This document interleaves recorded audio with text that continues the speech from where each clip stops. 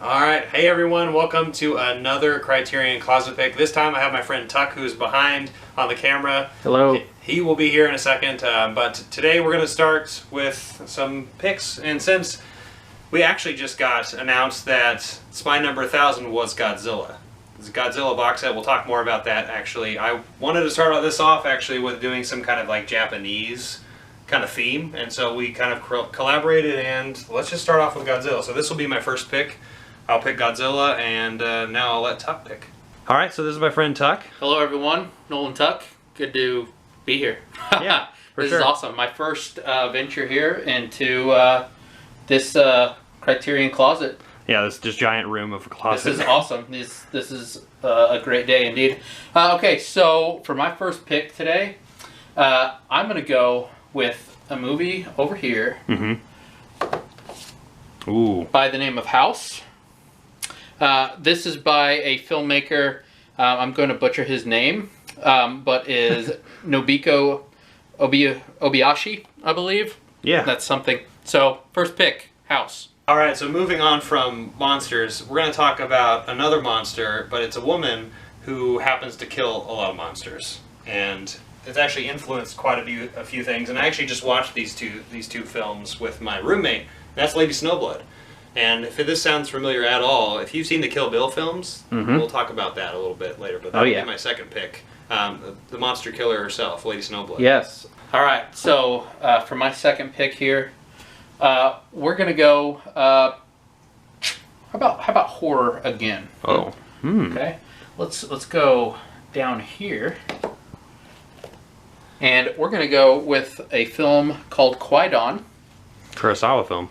This is actually a Kobayashi film. I'm going to cut that out. This is directed by Masaki Kobayashi. I'm sure I butchered his first name, so I apologize. But yeah, this is a 3-hour Japanese horror film.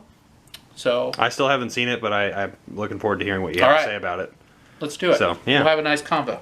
And actually, the last one is something that I haven't shown anyone who's watched the channel yet, because I was going to save it for the very, very end of the month. I have more Criterions that I've had procured. Is that the word? Yeah. And that one I actually watched on the channel not too long ago, and that's Tampopo. And this is a really crazy Japanese film about food, and so I'm really excited to talk about this. And I haven't seen this one. So we both have a film that we haven't talked about. So, all right, what's your final pick? So my final pick, here we go.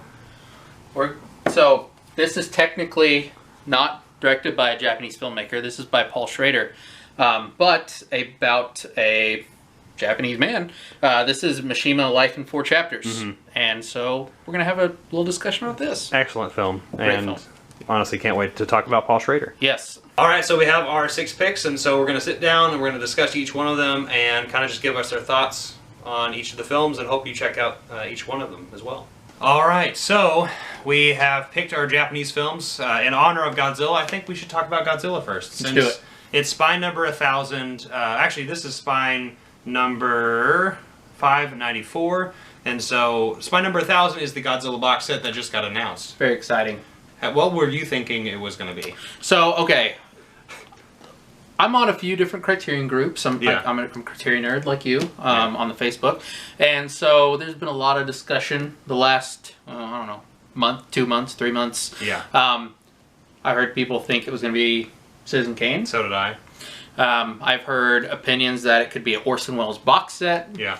I've heard opinions that it could be bringing back something like King Kong from the Laserdisc era. Yeah. So, and then like a couple days ago, there were all kinds of rumors. Like someone had said maybe it's a Stanley Kubrick box set. Lot of opinions out there. Maybe a Kurosawa box set. Yeah. Even though they've already made one of those, but right. Yeah. So I was pretty excited when I found out it was going to be the Godzilla box set. Yeah, and it's beautiful too. It is. Seen all that artwork is it's gorgeous artwork, and to have all those different eras too. Yes. So we've got, I think it's 15 films in the set, a book, a brand new artwork for every film. It's going to be sweet, man. It's going to look really nice next to that Bergman box set. Yes, it will. And so I'm really excited. But yeah, Godzilla. So 1954, this is the original Japanese film that kind of inspired so much afterwards. Obviously, there's 15 in the Showa era. There's different eras, and there's even a really terrible Godzilla 2000. Right. And there's lots of shows that have been inspired by it and animated things, and it's really taken a storm. Yeah. But this is the original one. Yeah. And Criterion this is actually a really cool box set. I don't know if you've opened this up yourself, but there's a little bit of a pop-up right there from Godzilla, which is really cool. Wow. So, when is the first time you watched this movie? All right, so one of my roommates I live with, he got me into Godzilla. He is one of the biggest Godzilla fans I know. So this would have been probably around, I don't know, 5 to 8 years ago, probably.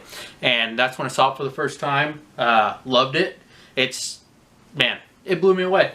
Yeah. How about you? I actually watched it really recently with my friend Chris, who's been on the channel quite a few times. And we actually went on a boys' retreat, and just me and several of our friends, we went down there. And honestly, Chris and I stayed out in the living room. We actually watched Godzilla, and I loved the cinematography, the practical effects, and just all of the nuclear. There's a lot of symbolism to this film that is pretty obvious, but at the same time, like, very well put. What a lot of people forget is, even though the franchise like becomes kind of cartoonish and goofy and more entertaining, and a lot about, hey, we're seeing giant monsters fight. We're seeing kaijus fight. The original film is like pretty intense, man, and especially with what was going on Japan at the time. Post World War II, post atom bomb. Yeah. So there's a lot of connection with that. Yes. So it's a pretty impactful film, Yeah, and honestly, it's literally just 9 years after. And I mean, I would assume this movie was made 8 or 7 years afterwards, and then finally premiered, 9 years afterwards. But yeah, this is still. There's still places in Japan today that are affected by these nuclear reactions and really messing with the oceans, and honestly, it just really has kind of paved the way to the serious topic of nuclear proliferation, but also at the same time environmentalism, what we're doing to the earth. I mean, did you see the new Godzilla? I did. I enjoyed it. I was mixed on it, but I mean, still. You're seeing giant monsters. Yeah, what do you expect? It's really, honestly, it's just one of those movies it's one of those series that you get what you expect. Yeah, that's right. This one, like you were saying, I think is a little different. I feel like it has a different tone to it. Sure. And so, Godzilla. Can't go wrong. I'm happy that it's the box set. Dude. It looks so cool. I'm pumped too, man. All right, let's talk about your first pick. So first pick, let me think here. Yes. Ooh, crazy one. We're doing Obiyashi's house, or Housu, whatever you want to call it. Yeah. Should I do this? Maybe. Yeah, it usually fits right like there. Yeah. Okay, so this movie, I don't really know what to say about this movie other than it's like Gonzo filmmaking, like at its highest peak here. You've seen this movie, correct? Yes. Once again with my friend Chris. And okay. The boy. Let's, as you asked, I'll go first with you. How was your first experience with House? So honestly, it was between this and another film that I obviously can't remember, and we chose this one because we're like, well, we haven't watched a Japanese film. Our friend Seth really likes Japanese movies, and so we're like, let's watch this movie. It was like October of last year, and so we're like, we got to do this during the month of horror. Yes. And so we watched House, and what unfolded was pure lunacy. It is, yes. It's like, man, okay, it's like one of those movies, like, obviously, if you're on drugs, it's going to be even better. But I don't do drugs, but it was still a great time. And so Obayashi is one of those filmmakers that American audiences, like, we don't really know much about until we found out this movie. He actually has a big career. He's made, I think, over like, I don't know the exact number. He's made a lot of films, so let's put it that way. And this was like the only one we've really had access to in the States. And this is a movie I watched for the first time about, I don't know, 2 or 3 years ago. Maybe a little longer than that. But I've seen it like 4 times since then because I loved it so much. Yeah. One thing about this movie is it is horror, but it's also hilarious. Oh, it's absolutely hilarious. I grew up as like someone who loves like slapstick humor. Yeah, and same. So there are just some moments here that just like, man, it gets me every time. Also, like, there's all kinds of form and style happening in this film. Like, there is moments of like animation. There are moments of like just insane color, moments of like horrific horror, just so much going on. Like I said, there's characters that like there's this one sequence early in the film where like this actor is going down like I think it's a flight of stairs or something. He ends up falling and like he goes into a bucket and like slides down some steps or something. It's insane. I don't know. I love this movie though. Like, it's really good. It's something that reminds me of. So I watched this last year for the first time, and I did grow up in kind of similar with the slapstick, but I also grew up with anime, and so like Dragon Ball Z, and then like on from there. But like I got a lot of Japanese humor from a lot of these different areas of things are, and how odd it is to us as Americans to see a lot of these things. And also, this is like going all the way back to. Why am I blanking on the name? Where it's Japanese theater. It's blanking on my name. It's right there. I know what you speak of. Kabuki. Yeah. Kabuki. Yeah. No, we'd get it eventually. But yeah, no, Kabuki theater. I see a lot of that, like Shintoism. That's what a lot of these things are. Is like in house. It's like I feel like every single thing is alive. Yeah, in some kind of capacity is going to mess with you. That's very true. The house itself is alive. Yeah. A lot of, like, those, like, themes are really running throughout the film, big time. And, like, I should say real quick, this is just, like, a story about, like, a group of girls that go to, like, one of the girls' aunt's house for, like, a weekend retreat. From school. They've got some, our main girl has some issues going on at home, but they get there, and all of them have, like, a name. Like, one of them's name is, like, Kung Fu. One of them... I remember that.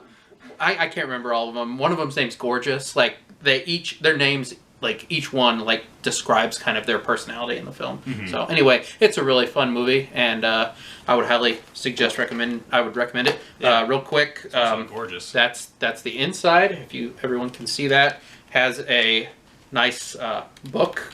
And there are some cool features on here, too. Speaking of the filmmaker, he has an experimental film he made in 1966 on here called Emotion, which I have not yet watched. I haven't either. So we should do that sometime. Yeah. And there are some video essays on here. And, so also appreciation from Ty West, the director of House of the Devil. Oh, yeah. No, and that's something that is really funny because I believe House of the Devil is the other movie that we had on our list, which is really crazy. Yes. But yeah, no. Speaking of this supplements, we'll get to that in a second. But like that's the reason we're here. Like that's what Criterion's all about. Is like obviously they're preserving harder to find films. Like you were saying, this is one of the films that we only have access to from this director. Right. And I'm happy that Criterion does these things. Yes. What do you got next, man? All right, moving on from House, there's actually another crazy Japanese story, and that is Lady Snowblood. The complete Lady Snowblood right here, and it has a second one with it too, Lady Snowblood, Love Song of Vengeance. I'll be talking about the first one primarily because the second one, I feel like it's a little bit less. I have not watched the second one. I haven't either. Well, but the first one, I had no idea that Quentin Tarantino took a majority of at least part one of Kill Bill from this particular film. Big time, yeah. So this is a movie by Toshiya Fujita, and this is a movie that came out in 1973, and it's by number 790. And this is a really, really gorgeous film. And I've actually been watching a lot of samurai films lately. I've been watching some of the Zatoichi, some of the Lone Wolf and Cub stuff. And this is the one that I introduced myself with in the 70s. Nice. That I've been watching. When's the first time you watched this? So actually, I feel like I watched it probably like 7 or 8 years ago. But it's one of those things where I remember bits of it, but I needed a refresh. So I got the disc as well and rewatched it. I think it was actually last January. So not that long ago. Fresh blood. Yes. Fresh Snowblood. Fresh Snowblood, and it was a fresh movie. It was very good.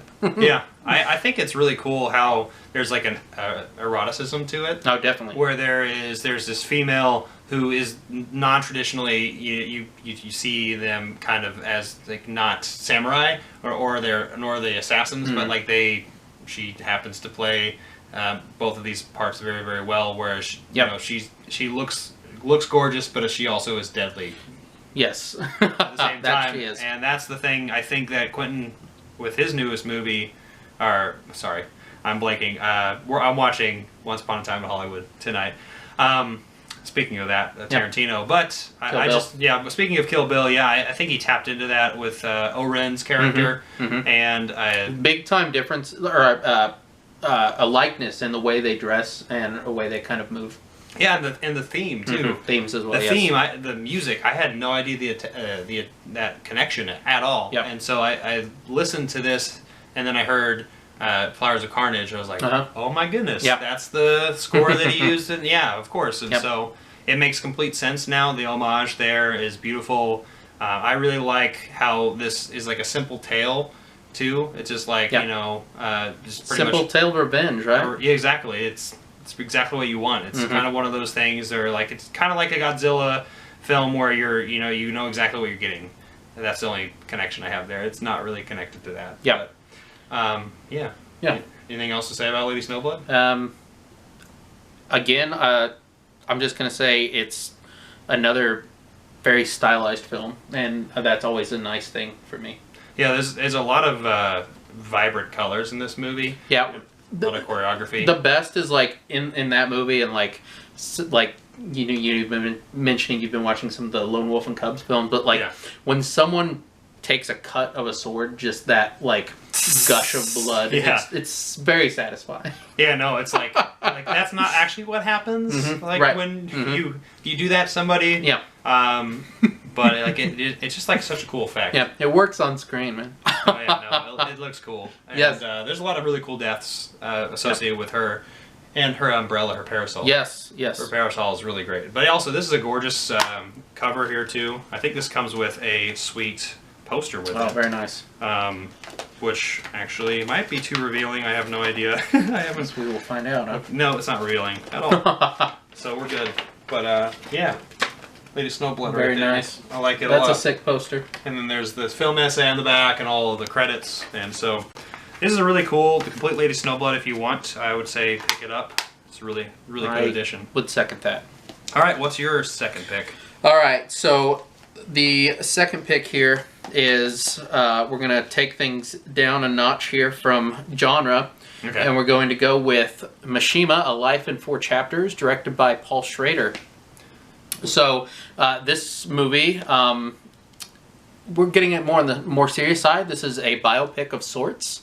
Tell me your first experience with Mishima. I had watched this last year. I actually picked this up in LA, actually, of all places. I actually have a story attached to it. Oh, nice. I was actually at Amoeba Records.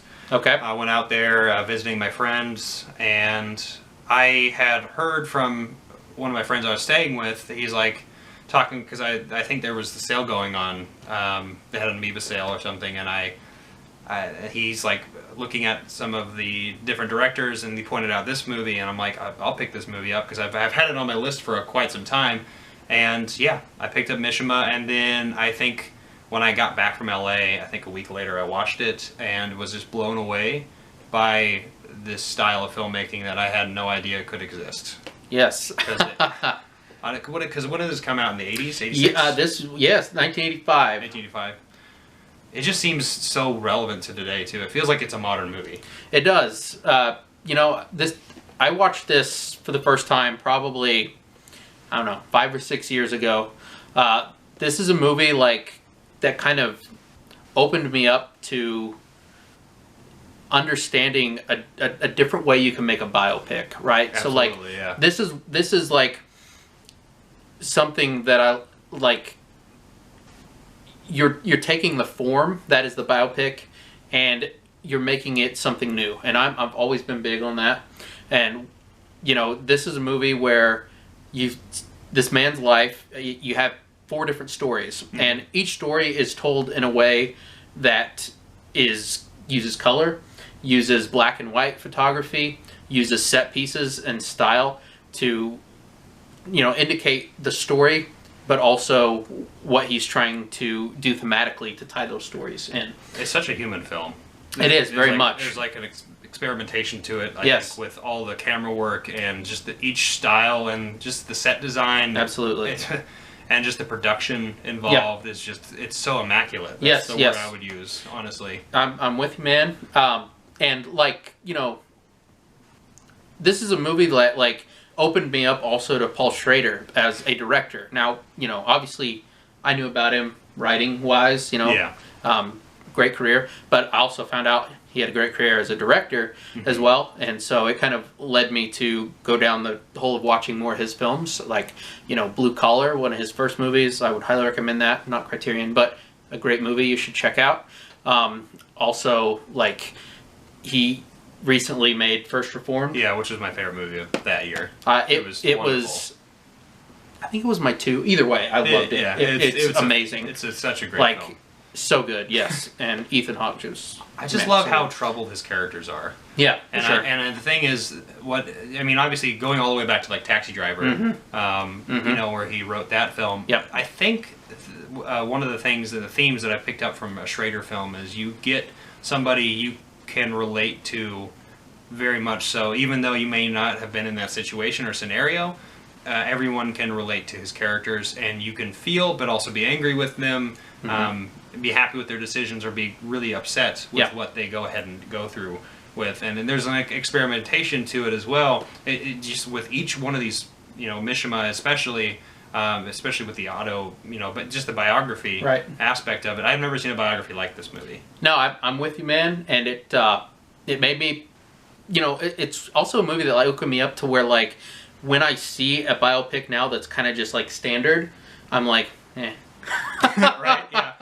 We just talked off camera. We were talking about Rocket Man, and kind of like yesterday. Even that's not really but it's kind of Rocket Man was fun. It was definitely not to the level of what this could be. Right, for sure. Let's open this up real quick. Okay, it's a gorgeous this set. Is one of the best packaging I think that Criterion has ever done, in my opinion. So you got a lot of sweet colors on here. It's a very colorful movie. It does the movie well in its presentation here. And then it comes with a very nice book. A lot of stuff going on. A few essays. There's a shot of one of the set pieces. A couple that are just so good, man. So good. Anyway. There's there's one scene in the first story where he's very young and he's walking around with his friend who's got the limp.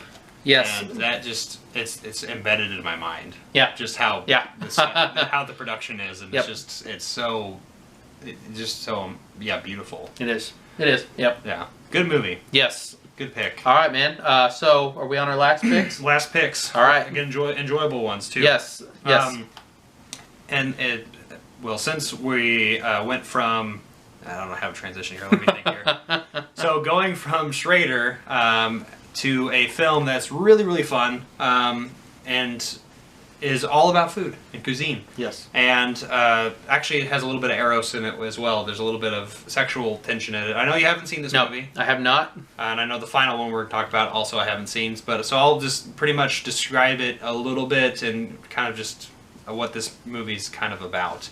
But the movie has a very small little centerpiece to it because it jumps around quite a bit. But the centerpiece is there's this one lady who has a ramen shop, in her hometown, and she really wants to make like the best ramen in town. Just wants to have like a really, really good setup, and like wants it just people to be flocking to her. And so she hosts these 2 truck drivers who are just, you know, delivery man. They're also connoisseurs of food and stuff, and so they're having their food, and there's the scene that I remember where the kid is like, oh yes, her pickles are just like fantastic, you'll love the pickles, and it's like, yeah, it's like I enjoyed the pickles. It's like, and then she's like, well, what about the ramen? Like, what do you think of the ramen? And they're like, it's like, and one of them is kind of getting to it. He's like, well, it's got something, and then the other one's like, it sucked. It's like, and you pretty much have to like figure out. And she's like, well, can you help me make my shop, you know, the best thing there is?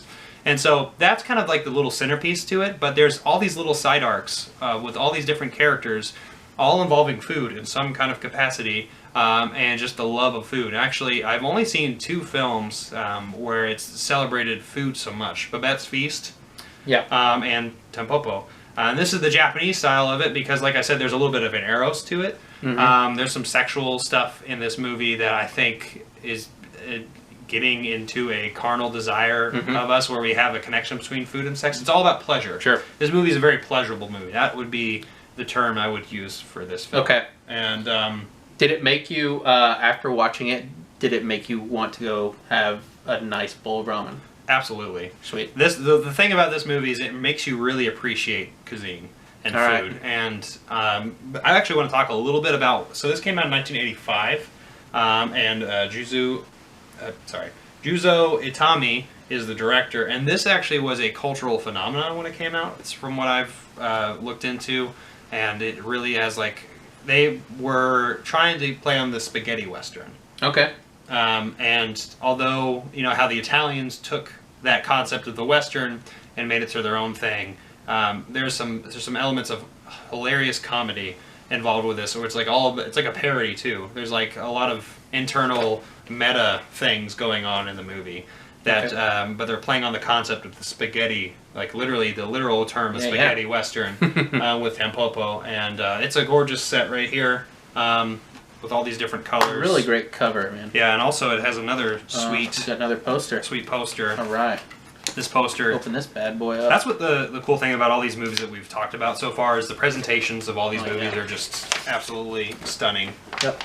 So there's like an old-fashioned 1985. That was the poster for the film. That's great. There's the lovers. Yeah. Everyone knows the egg scene if you haven't seen that one. Nice. Yeah, just a lot of really cool things. That's a great poster. Yeah. And then there's the film essays. Really colorful movie. Highly recommend it. Go check it out on the Criterion channel or buy it because it's a really good movie. Yeah. For any of our, I was just going to give this a shout out real quick. For anybody who watches these that are from Springfield area, our local art cinema, the Moxie, is going to be showing this sometime in August on the big screen. So maybe we should go together. Oh, absolutely. Because I think that would be a lot of fun. That'd be cool. My first experience of seeing it on the big screen, I would love that. No, I might do that. We need to like have something where we talk about them having some kind of food like associated with it. Yes. That would be really good. Yes. All right, final pick. All right. So my final pick here. This is a film by the title of Kwai-Don. This is by Masaki Kobayashi. This is from 1965. So this is a while back. This is a 3-hour horror film. And again, kind of, you know, I feel like we have done a theme of Japanese film, but I feel solid about these 3 as well that I picked because I think all 3 of them are very stylized films. So like this is another film that's like heavily stylized. So this breaks down, it's an anthology film, although it's directed by the same director. There are, I believe, 4 different stories in this film, and there are some that I like better than others, but as a film combined as a whole, it works very well, and all the themes running throughout fit together very nicely. A very colorful film, and I can't speak highly enough of it. It's been a couple years since I've seen it, so I don't know how much I can add remembering of like all the different stories. But I'm trying to think of like another way I can like build this up other than like there's a lot of ghost stories in it if you like Japanese folk ghost stories. From what I've heard is I know there's other like Yugetsu, I think is in the collection. I haven't seen it yet, but I think this is like the original film that really tackled any of those types of so you know this is really cool. You guys should check it out, obviously. I'll show you a little bit real quick. Again, we got the packaging inside. One of the early Criterions, too. Yes, this is spine number 90, so very early on, and this has got the upgrade to Blu-ray. And so it looks like this in here is just kind of a fold-out. It's got some nice colors there, and the essay on the back. So this is very cool, and you know, you guys should watch this because I dig it. Yeah. And I dig it too, and I haven't even seen it yet. I'm sorry I don't have a whole lot more to say, but Okay. you know, it's a good movie. Yeah. Well, I think these are all really fantastic picks. I'm super happy that we chose all of these because these are some things that I think, you know, obviously we had a little bit of a theme today with Godzilla. Sure. And I think that really, you know, kind of started something that I think has really interested me because lately I've been watching those Lone Wolf and Cub movies.